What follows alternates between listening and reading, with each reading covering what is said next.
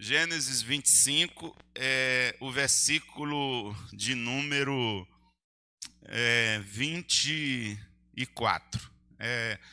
Os dois filhos de Jacó, de Isaac e de Rebeca. Os dois filhos de Isaac e de Rebeca. Cumpridos os dias que foram para ela dar à luz, eis que havia gêmeos no seu ventre. Saiu o primeiro, ruivo, todo ele como um vestido de pelo, e chamaram-lhe Esaú. Esaú quer dizer peludo mesmo. Depois saiu seu irmão, agarrado sua mão ao calcanhar de Esaú, pelo que foi chamado Jacó. E Isaac tinha 60 anos quando Rebeca os deu à luz. Foi papai aos 60 anos. Aí a Bíblia pula, né? Já vai para a vida deles adulta agora. Cresceram os meninos, e Esaú tornou-se um perito caçador, homem do campo. Mas Jacó, diz aí a palavra, Jacó, um homem sossegado, que habitava em tendas. Verso 28. Isaac, que tinha gosto pela caça, amava a Esaú, mas Rebeca amava a Jacó. Verso 29. Jacó tinha feito um guisado quando Esaú chegou do campo, muito cansado. E disse então Esaú a Jacó: deixa-me, peço-te, comer desse guisado vermelho, porque estou muito cansado. Por isso se chamou Edom. A palavra Edom quer dizer vermelho. Daí vem a palavra os edomitas. Ele ficou conhecido por causa dessa comida vermelha. O nome dele era Esaú, ele acabou ficando conhecido como Edom, e que deu origem aos edomitas. Respondeu Jacó: vende-me primeiro o teu direito de primogenitura. Respondeu Esaú. Esaú então respondeu: eu estou a ponto de morrer. Logo, para que me servirá o direito de primogenitura? Verso 33. Jacó disse: jura-me primeiro. E jurou-lhe, pois, e vendeu o seu direito de primogenitura. Vendeu o seu direito de primogenitura. E Jacó então deu a Esaú o pão e o guisado de lentilhas. Ele comeu, bebeu, levantou-se, seguiu o seu caminho, e o autor bíblico diz: assim desprezou Esaú o seu direito de primogenitura. Assim desprezou Esaú o seu direito de primogenitura. Amém? Meus irmãos, esse texto é muito forte, e eu quero trazer essa palavra ao coração da igreja quando a gente vai participar da mesa da ceia do Senhor.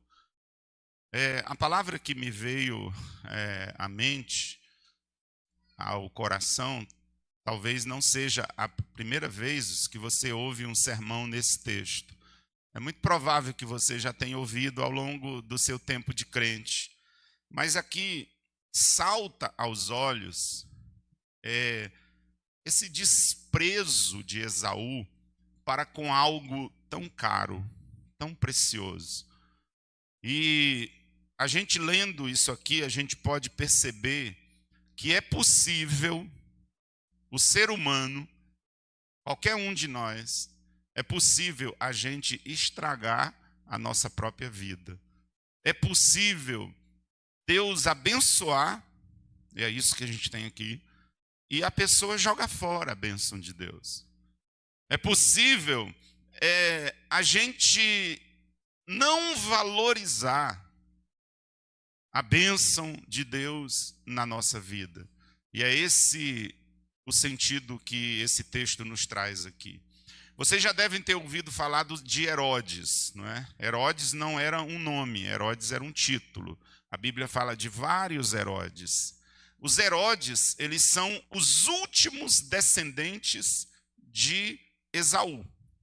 Os Herodes, e até também por isso eles eram odiados, porque eles eram não da descendência de Israel. Os Herodes eram da descendência de Esaú, portanto eram edomitas. E depois de Herodes, e esse nome ecoa uma nota triste na história, porque a gente já lembra da perseguição das crianças, a gente já lembra que ele mandou matar as crianças na tentativa de também matar Jesus quando era bebê. Então, os Herodes, eles desapareceram na história. Os edomitas, os descendentes de Esaú, desapareceram na história. E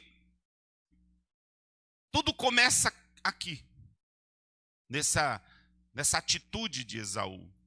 Porque, às vezes, a gente pode ler assim, precipitadamente, e algumas pessoas podem dizer assim, pastor, tadinho, não é? Ele estava com fome, não é? Tadinho, ele queria comer. Não, não é tadinho. Não é, é preciso que a gente observe as coisas sob uma outra ótica. Primeiro, Esaú, ele nunca menciona o nome de Deus.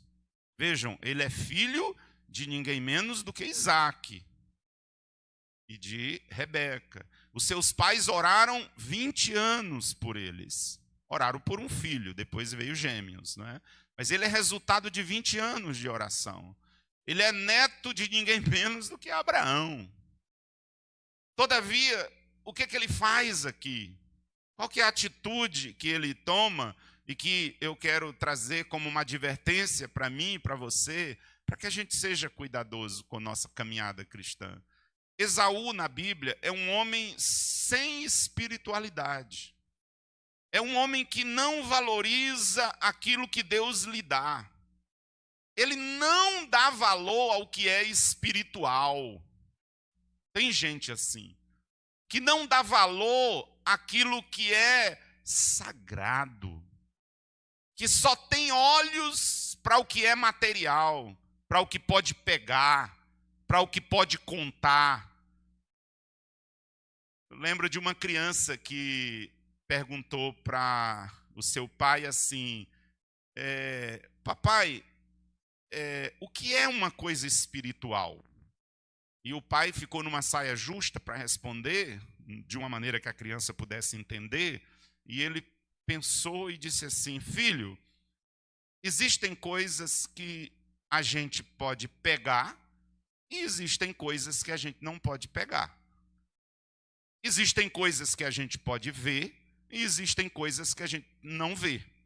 Aquilo que a gente não vê e não pode pegar tem mais valor do que aquilo que a gente pode ver e do que a gente pode pegar. O que tem mais valor? É um nome ou é um legado? O nome é João. O nome é Pádua. O nome é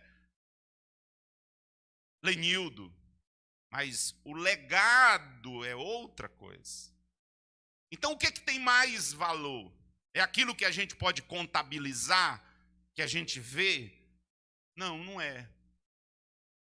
O que tem mais valor é aquilo que a gente não vê, que a gente não pega, mas que tem a ver com a bênção de Deus na vida da pessoa.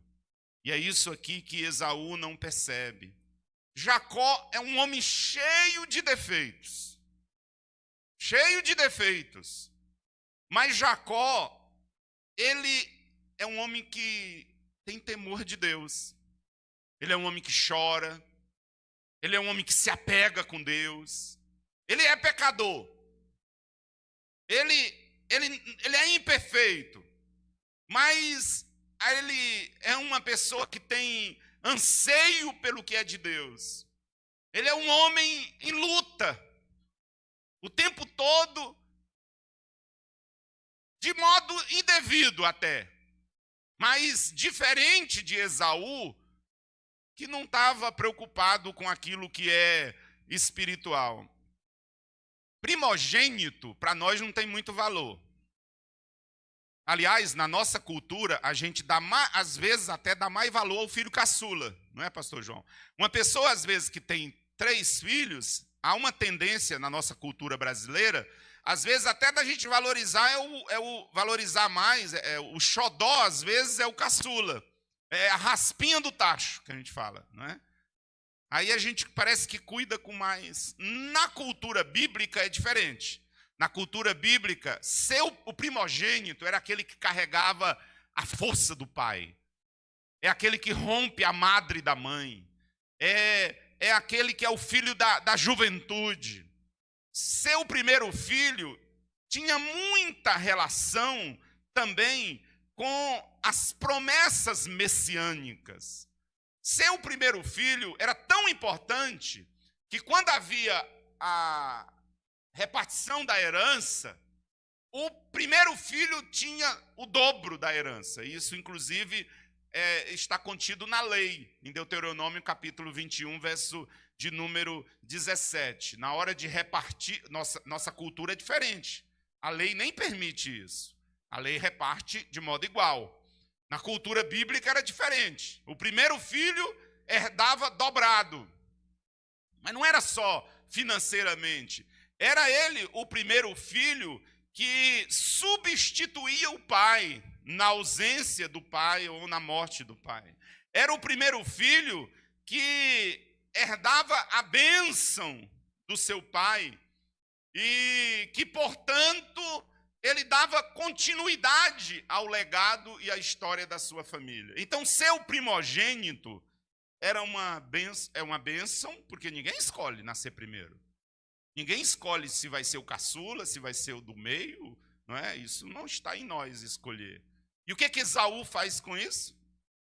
Esaú pega tudo isso e ele negocia. Pelo quê? Por um prato de comida.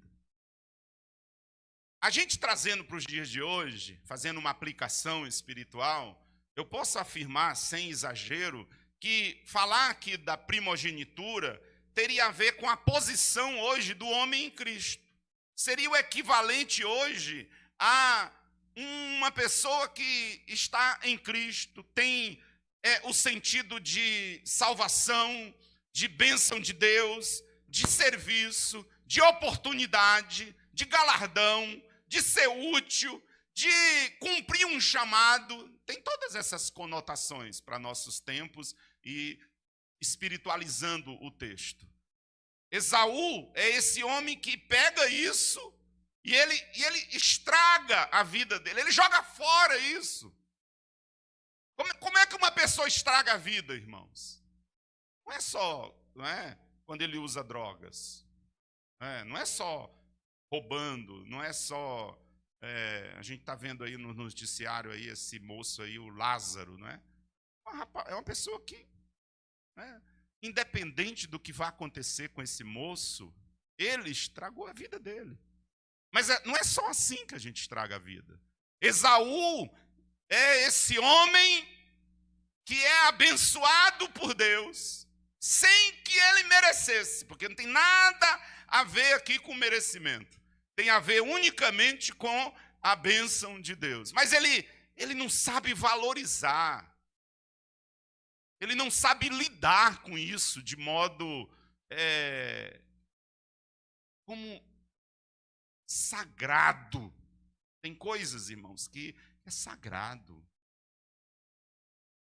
Casamento é sagrado. Ser membro de uma igreja, pertencer a uma comunidade de Cristo, é algo sagrado. Sentar numa mesa dessa, participar desse pão, isso aqui é um tipo de um certificado da nossa redenção. Quando você pega esse pão, quando você pega esse vinho, no caso esse suco de uva, isso aqui é como um atestado, uma declaração, onde o diabo e o inferno podem ver e saber, olha, está aqui a certeza de que agora eu sou de Deus, de que agora meus pecados estão cancelados pelo sangue de Cristo. É isso aqui. Quando a gente participa dignamente, quando a gente sabe reconhecer isso aqui. Não é mero suco de uva. Isso aqui, que diferença que isso aqui faz em termos nutritivos no nosso organismo? Uma quantidadezinha dessa. Não é? Que diferença um pão desse aqui faz em termos de alimento? Se você tiver com fome, nem que tu comesse tudo aqui. Não ia matar a fome. Então não é nesse sentido. A questão é, quando a gente participa disso daqui, isso tem a ver com essa primogenitura, com essa escolha divina, com essa graça de Deus, de chamar você apesar de quem você é, sem que você tivesse feito nada para merecer, sem que você seja bonzinho. Para com essa conversa que não tem ninguém bonzinho, nós somos pecadores. A Bíblia diz que o nosso melhor é trapo de imundície. Você sabe o que é trapo de imundície? Trapo de imundície eram os panos que as mulheres usavam durante o tempo da menstruação delas, naquele tempo. É essa a alusão que o profeta está fazendo. Quando ele diz que a nossa justiça é como trapo de imundície, a referência do profeta a esses panos que não servem para nada, vai para o lixo, que é até nojento, é o melhor. Mas Deus, na graça e na misericórdia dele, chamou você e a mim para fazer parte da igreja do Senhor e nos deu o direito de primogenitura, para ser dele, sem que a gente nada merecesse, sem que a gente nada fizesse. O que esse homem faz? Ele troca o que é mais importante pelo que é menos importante. Ele troca o que é espiritual, sim, primogenitura espiritual, pelo que é material, um prato de comida. Ele troca aquilo que seria eterno por algo fútil, por algo é isso que a Bíblia está dizendo, por uma simples refeição. Mas nem que ele trocasse por todos os restaurantes do mundo, gente. Nem que ele trocasse por todas as comidas. Mas é uma coisa tão... ele é tão inconsequente. Ele é tão leviano. Ele é tão profano. E essa é a grande questão e que Deus leva em conta. Ele não considera o que é sagrado. Ele não considera que tem isso que eu acabei de dizer. Coisas que a gente manuseia com cuidado. Coisas que a gente não mistura. Não mistura, porque tem um valor muito grande. Não tem isso. Não tem na tua casa, não tem fotos, não tem quadro. As meninas aqui, que às vezes eu vejo os posts dela, do papai delas, as fotos que tem, não é, com o seu pai, são coisas, é sagrado aquilo. Aquilo tem um valor para a gente que outras pessoas não sabem medir, que outras pessoas não sabem considerar. Então é isso, sagrado é isso, é aquilo que é diferente. É aquilo que a gente manuseia com muito cuidado, entende? E é isso que o Esaú pega e ele chega cansado em casa. O irmão dele, sim, não pense que a Bíblia ela passa pano no pecado de Jacó. Não pense que Deus está fazendo de conta que o Jacó não está fazendo nada. Ele vai ser trabalhado por Deus. Porém, a Bíblia não diz assim, escute, a Bíblia poderia, mas ela não diz assim, Poderia estar escrito assim. Eu li isso num comentário que eu estava estudando de Brodmann. Ele fala assim: não está escrito assim. Assim Jacó enganou seu irmão, oferecendo a ele um prato de lentilhas. Poderia estar escrito assim, mas não está escrito assim. O autor bíblico sagrado, que a gente supõe ser Moisés, o autor do livro de Gênesis, ele diz assim: assim desprezou Esaú o seu direito de primogenitura. O que o autor sagrado está dizendo? Ele não está passando pano no erro de Jacó. Ele está dizendo que o erro de Esaú foi maior. Ele está dizendo que sim, o Jacó trapaceou. O Jacó aproveitou de uma fraqueza. Talvez isso é até crime. Sei lá. Você aproveitar um momento de fraqueza na pessoa para poder levar vantagem. Mas o que conta aqui é o abismo que havia entre algo tão valioso como a primogenitura e uma comida, irmãos. Vejam bem, ele não estava 40 dias sem comer, como Jesus no deserto. Jesus vai ficar no deserto 40 dias sem comer. E o diabo vem e lhe oferece a possibilidade dele transformar pedra em pães. Jesus não sucumbe à tentação. Aqui é um moço que ele não morreria de fome se ele não comesse aquela comida.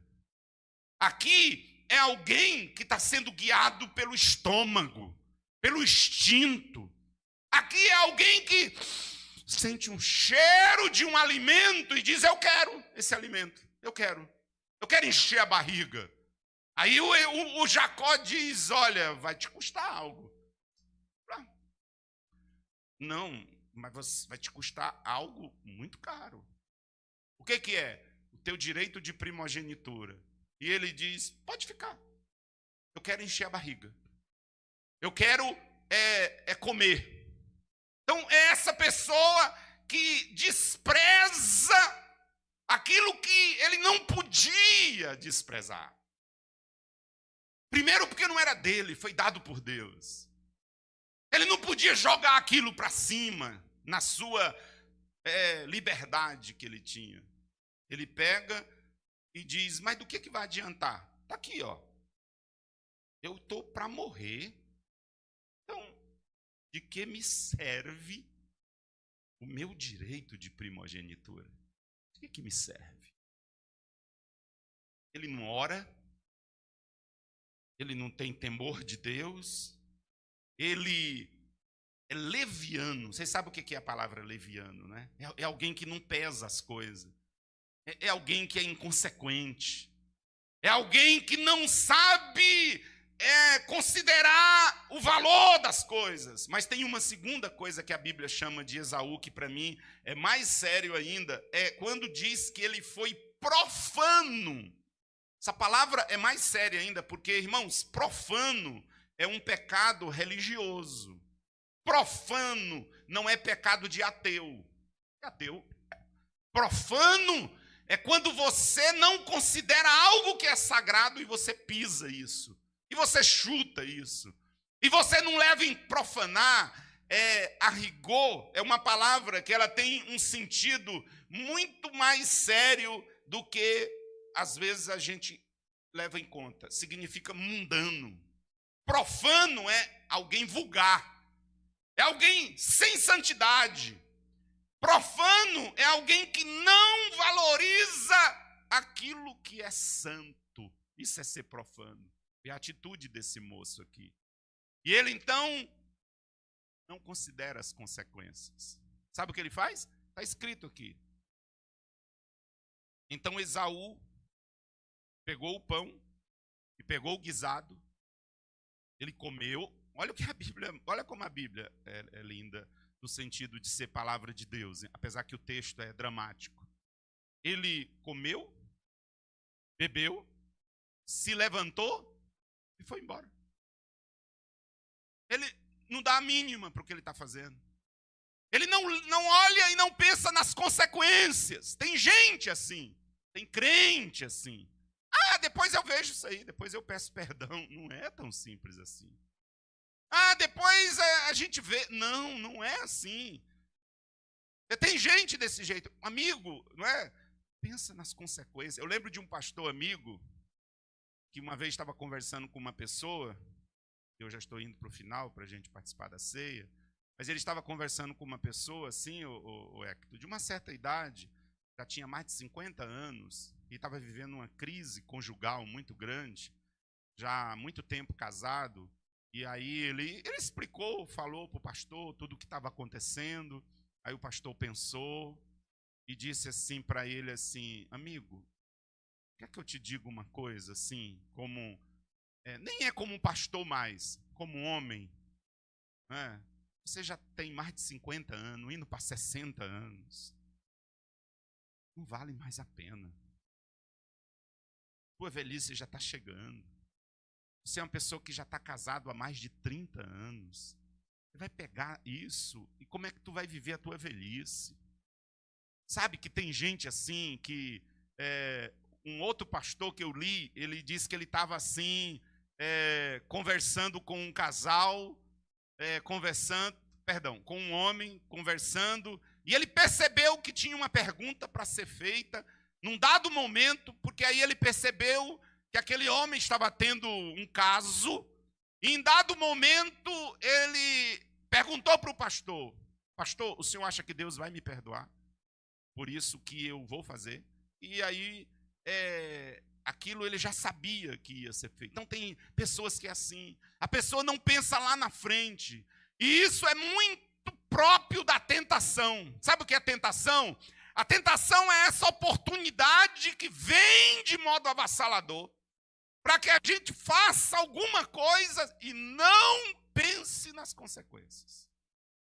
Lembram quando Jesus é tentado no deserto, que o diabo, a Bíblia diz, que o diabo mostra para Jesus todos os reinos e a glória deles. Quantos conhecem esse texto, amém? Aí tem um segredinho que a gente não percebe. É que diz assim, e o diabo alguém já sabe, já lembra?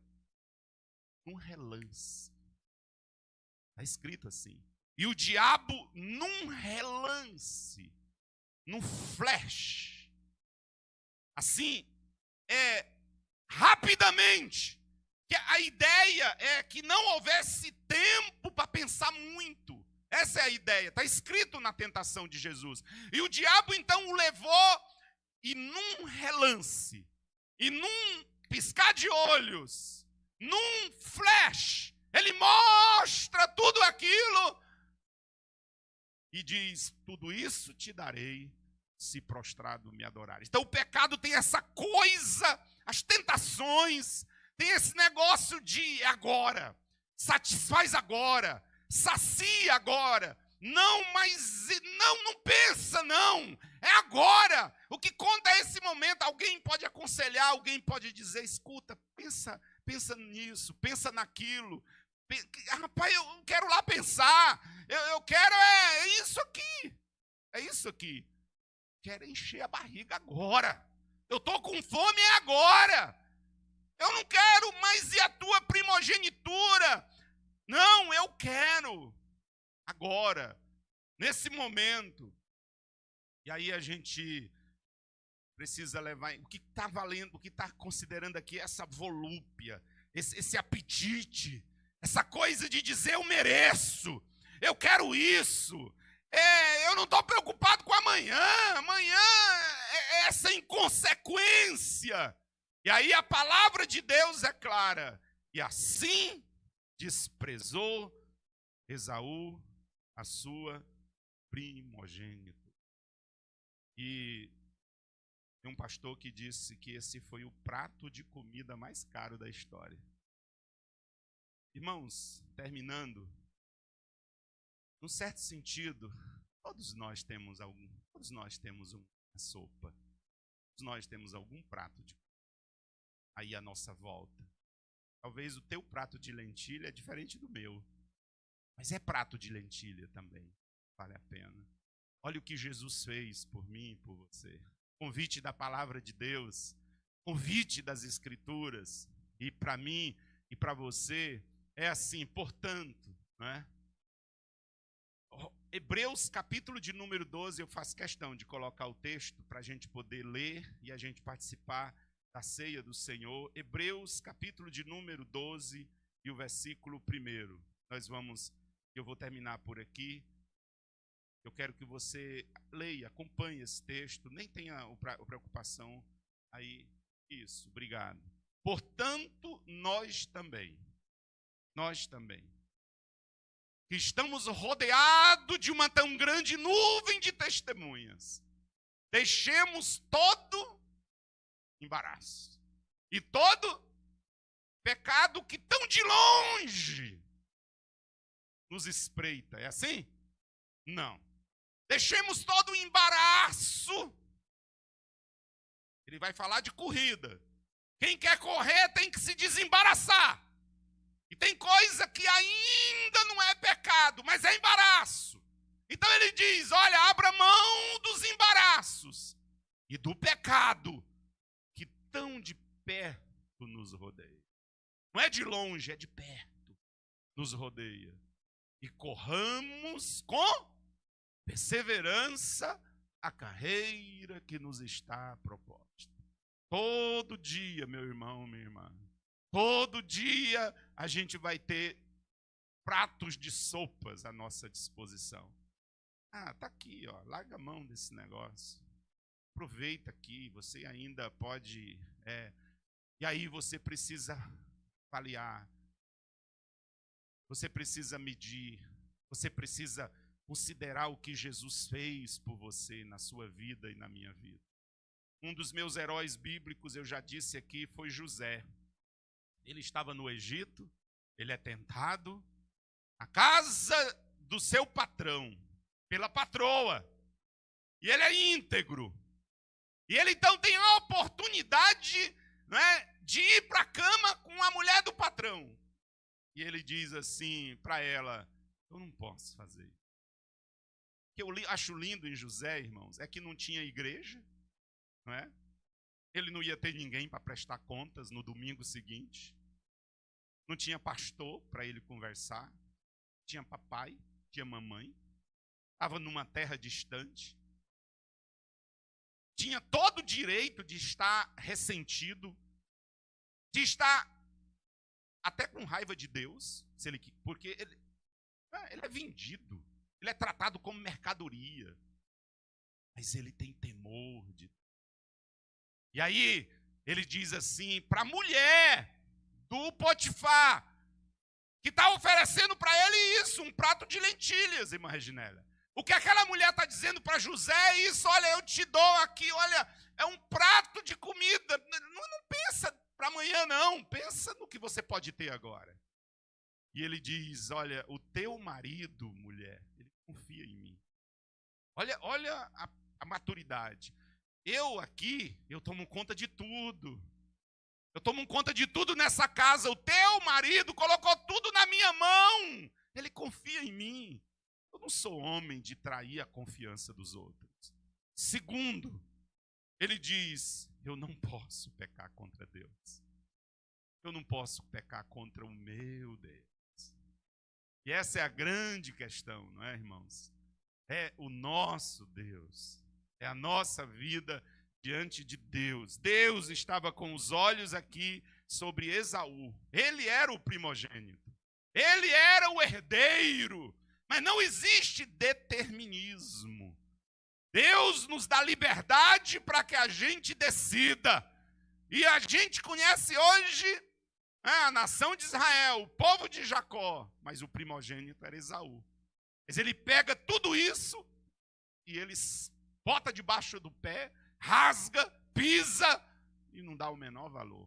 Aí lá no Novo Testamento, o livro de Hebreus vai dizer que depois, Hebreus capítulo de número 12 e o versículo de número 14, que ele vai tentar pegar de volta e ele não consegue mais.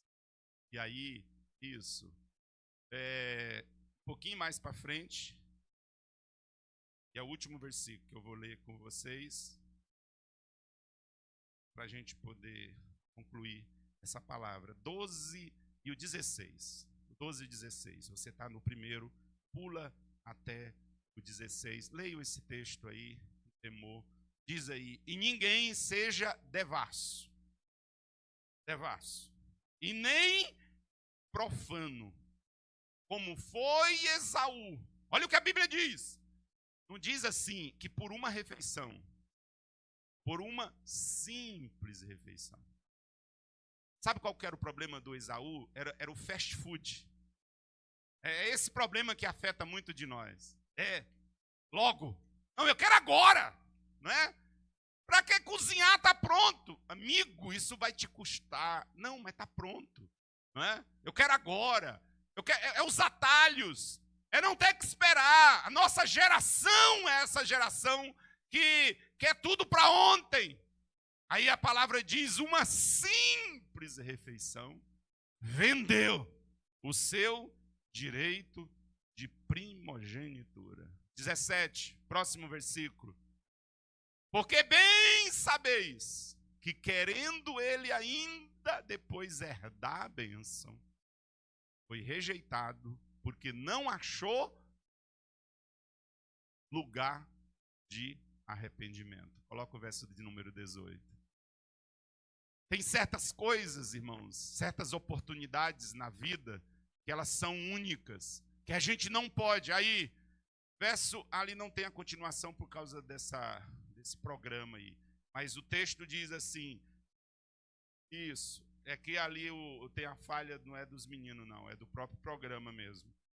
Depois, como bem sabeis, querendo ele ainda herdar a bênção, foi rejeitado porque não achou lugar de arrependimento, embora com lágrimas ele tivesse buscado. O que a Bíblia está dizendo? O que a Bíblia está dizendo é que tem coisas que a gente não pode jogar fora.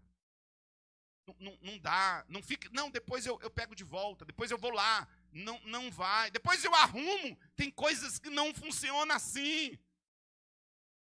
Sabe, você vai gerar ondas, você vai gerar, e você não vai conseguir. O diabo diz assim: peca. Depois você paga aí com suaves prestações. Não vai ser suaves prestações. Não vai ser. Serão complicados os dias. Não jogue fora. Valorize. Participe com temor. Seja grato. Quando as oportunidades baterem na sua porta, lembre-se, Deus te deu o direito de primogenitura. Deus te chamou para ser dele. Diga não para as sopas do diabo. Vamos ficar em pé. Deus tem comida melhor para mim e para você hoje e na eternidade. Quantos podem dizer amém?